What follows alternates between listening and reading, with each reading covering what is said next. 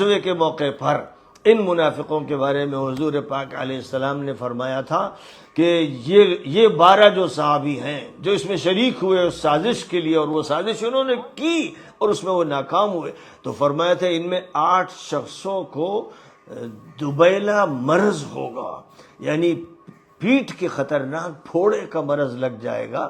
اور یہ ثابت ہے تاریخ سے کہ معاویہ کو یہ مرض لگا اور اس کی تکلیفوں کو جھیلتے ہوئے ان کا انتقال ہوا۔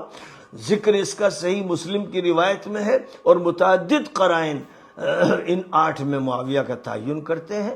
حضرت عمار جو حضور نے جن کے بارے میں فرمایا تھا سر سے پیر تک ان کے اندر ایمان بھرا ہے، حضرت عمار صراحت سے صفین کی جنگ کے موقع پر معاویہ کے نفاق کا اعلان کرتے تھے۔ اور آپ تاریخ ابن ابی خیثمہ دیکھ لیجئے جلد 2 صفحہ 199، اور مجمع الزوائد دیکھ لیجئے علامہ ہیثمی کی، جنہوں نے حدیث کی کتابوں کو جمع بھی کیا ہے اور اس کے بعد احادیث پر حکم بھی لگایا، اور اس کتاب کی تحقیق ہوئی، اس میں تصحیح و تضعیف کا۔ السلام علیکم دوستو، آج کی ویڈیو میں ہم آپ کو دکھائیں گے کہ آج کی جو ویڈیو ہے آج حضرت معاویہ رضی اللہ عنہ کے بارے میں ہے۔ تو پہلے ہم آپ کو دکھائیں گے سلمان ندوی جو حضرت معاویہ کے بارے میں کیا کہتے ہیں، اور بعد میں ہم آپ کو مفتی عبدالواحد قریشی صاحب کی بھی ویڈیو دکھائیں گے۔ تو دونوں نے کتابوں سے دکھایا ہے کہ وہ کیا کہتے ہیں اور یہ کیا کہتے ہیں، ویڈیو دیکھ لیں۔ حضرت حسن، حضرت عبداللہ ابن عامر، حضرت جابر اور حضرت عبداللہ ابن عمر سے یہ حدیث منقول ہے، اول من یبدل سنتی رجل من بنی امیہ، سب سے پہلا شخص جو میرے طریقہ کار کو، میرے دین کو تبدیل کر دے گا وہ بنی امیہ سے ہوگا۔ وہ پہلا شخص معاویہ تھا، پھر یزید اور بنی امیہ کے دیگر حکام اسلامی احکام کی خلاف ورزی کرتے رہے، ظلم کرتے رہے، قتل کرتے رہے، اور آخر حضرت عمر ابن عبدالعزیز کو اللہ نے خلیفہ راشد بنایا۔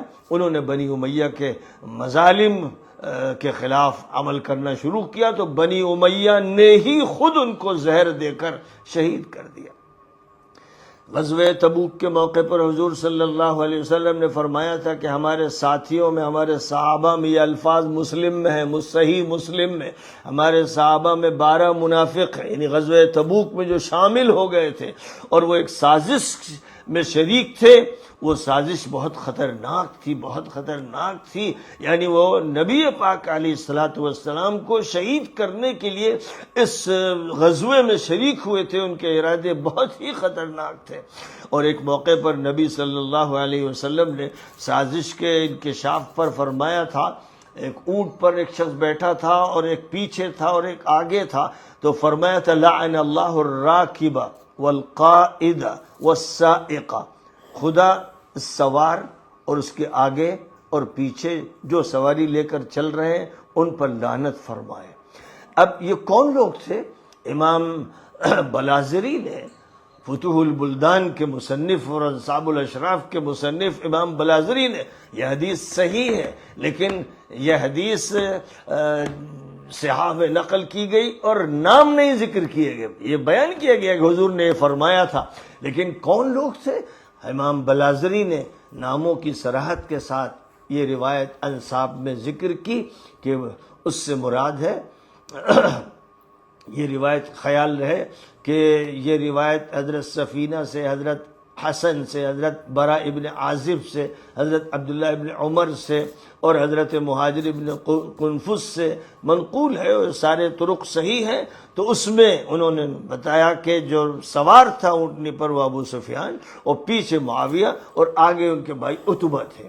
یہ صراحت انصاب الاشراف میں علامہ بلازری نے، جو ثقہ ہیں، جن کی روایت معتبر ہے اور حدیث کی تصحیح کی گئی ہے اور متعدد صحابہ سے منقول ہے، اور اسی غزوے کے موقع پر ان منافقوں کے بارے میں حضور پاک علیہ السلام نے فرمایا تھا کہ یہ 12 جو صحابی ہیں جو اس میں شریک ہوئے اس سازش کے لیے، اور وہ سازش انہوں نے کی اور اس میں وہ ناکام ہوئے، تو فرمایا تھا ان میں 8 شخصوں کو دبیلا مرض ہوگا، یعنی پیٹھ کے خطرناک پھوڑے کا مرض لگ جائے گا، اور یہ ثابت ہے تاریخ سے کہ معاویہ کو یہ مرض لگا اور اس کی تکلیفوں کو جھیلتے ہوئے ان کا انتقال ہوا۔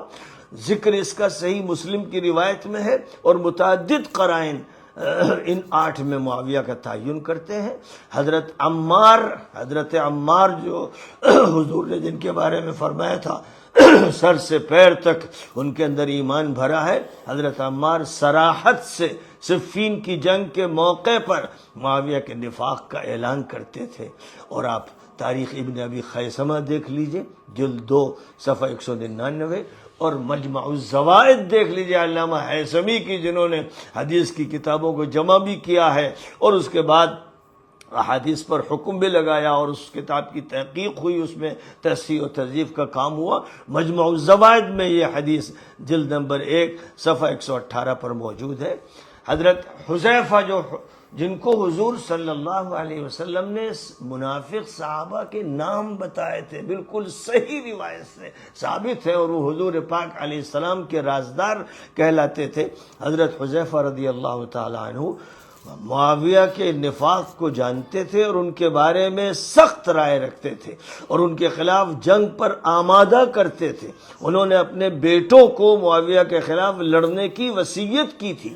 حضرت حذیفہ کی حدیث بخاری میں موجود ہے، جلد 14 صفحہ 217۔ اس میں موجود 4 منافقوں کا ذکر ہے۔ حافظ ابن حجر نے حضرت مجاہد کی روایت ذکر کی ہے جس میں ابو سفیان کا نام ہے۔ فتح الباری دیکھیے جلد نمبر 13 صفحہ 91۔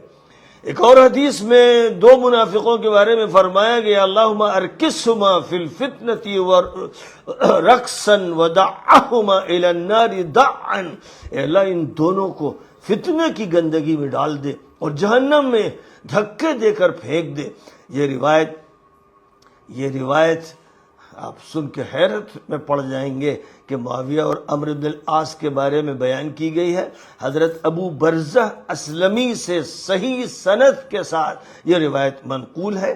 حضرت ابن عباس سے اور حضرت مطلب ابن ابی ربیعہ سے بھی یہ روایت مروی ہے۔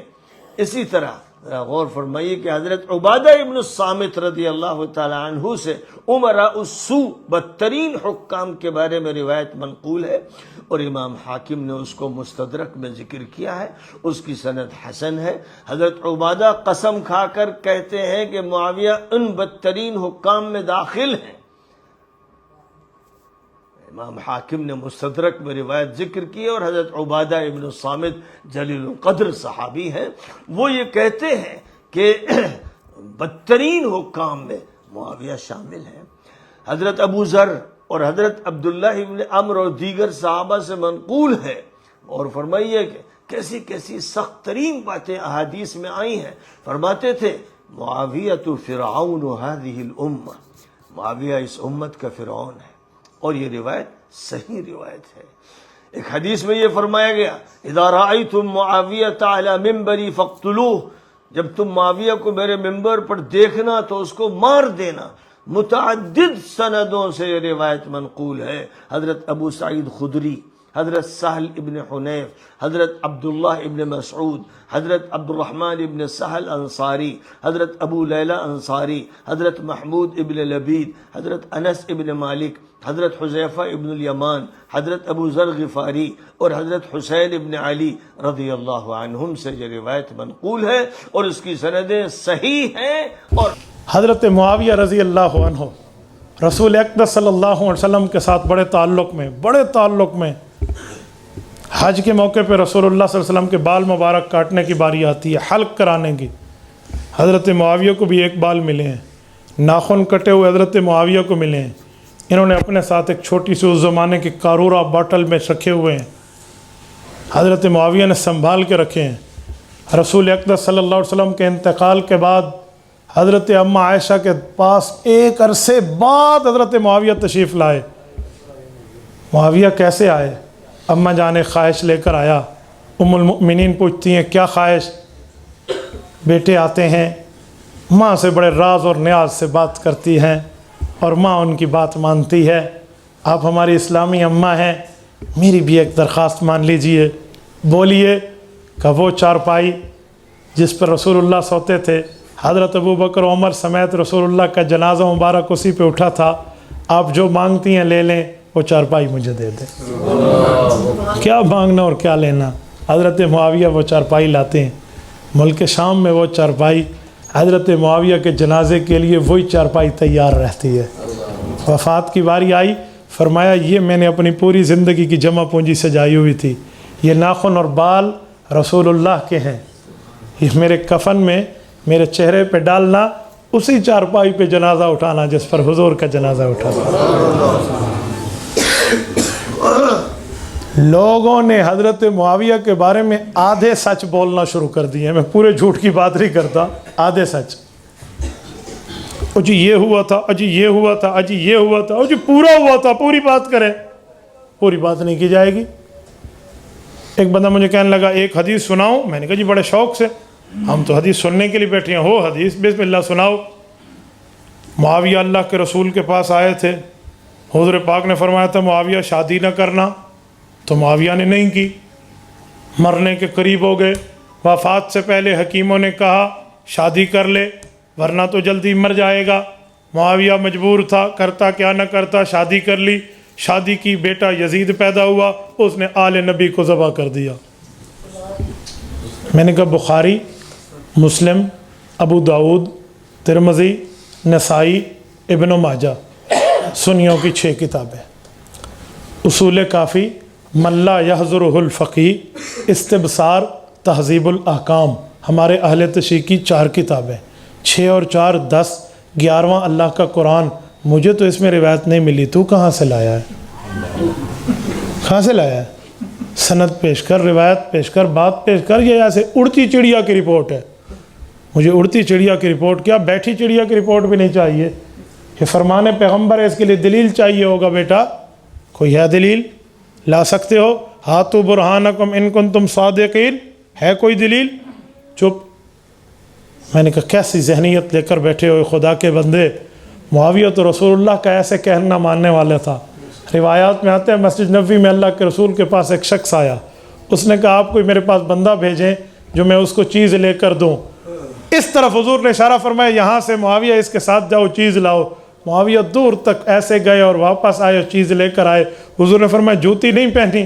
کہا یا رسول اللہ آپ نے فرمایا یہاں سے جاؤ, جوتی اس طرف پڑی تھی, اگر ادھر جاتا تو آپ کے فرمان میں دیر ہو جاتی. تو اس بندے کو کہتا ہے کہ اس نے موت کے ڈر سے شادی کی ہو, اپنے دماغ کو ایک بار واش کر.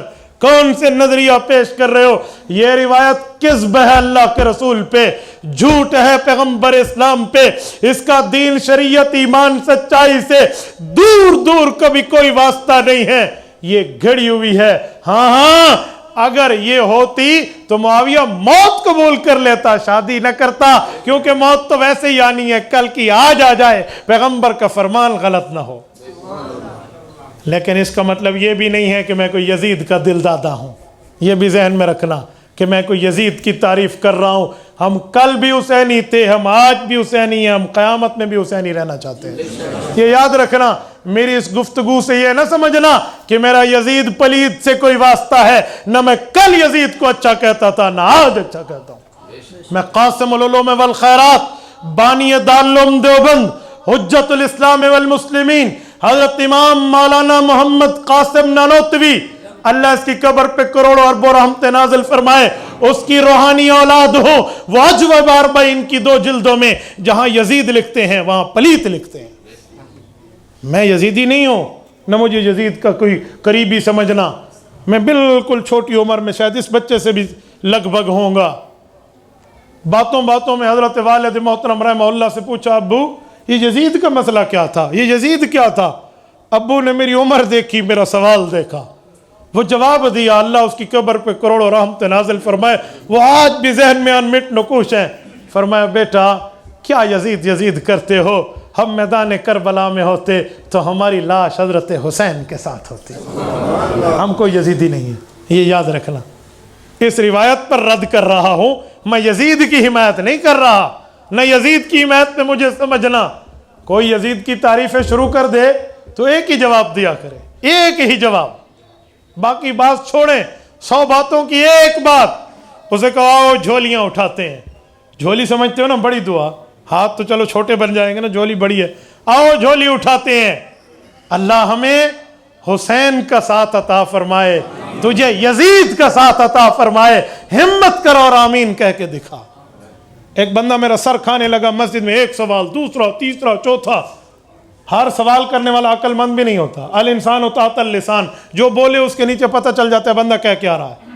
ایک بندے نے مسئلہ بیان کیا، سورج غروب ہوگا تو نماز مغرب کا ٹائم ہوگا۔ ایک نے پوچھا اگر غروب نہ ہو 2-4 دن تو پھر مغرب کب آئے گی؟ ٹھیک ہے، تو جس کا دماغ یہ ہو اس کے سوال کا فائدہ۔ وہ یزیدی میرا سر کھا رہا، یہ صحابہ نے بیعت کی۔ میں نے کہا صحابہ نے بیعت توڑی، کرنا تاریخ سے ثابت، توڑنا صحیح بخاری جلد 2 سے ثابت۔ میں جوابات توڑتا گیا، پھر بھی یزید کی لالچ اسے لگی ہوئی تھی۔ میں جی فیصلہ کرو، آج جھولیاں چکی ہے، آؤ دعا کرتے ہیں اللہ مجھے حسین ہی بنائے، حسین کے ساتھ رکھے۔ کہتے ہیں آمین۔ میں نے کہا رب تجھے یزیدی بنائے، یزید کے ساتھ رکھے۔ اس نے جھولی نیچی کر لی۔ میں نے کہا ڈھڈو تو ہی سمجھتا ہے یزید اللہ کم کوئی نہیں ہے، تے کم خراب ہے، اے تے بیڑی بوڑھ بننی ہے ساری، اندروں تو بھی سمجھتا ہے اندر سے کیا دنیا کو خراب کر کے یزید کی تعریفیں کر رہا ہے۔ اور کہیں کوئی یہ کہہ دے کہ یزید غلط تھا، ٹھیک نہیں تھا، تو یہ غلطی حضرت معاویہ کی ہے۔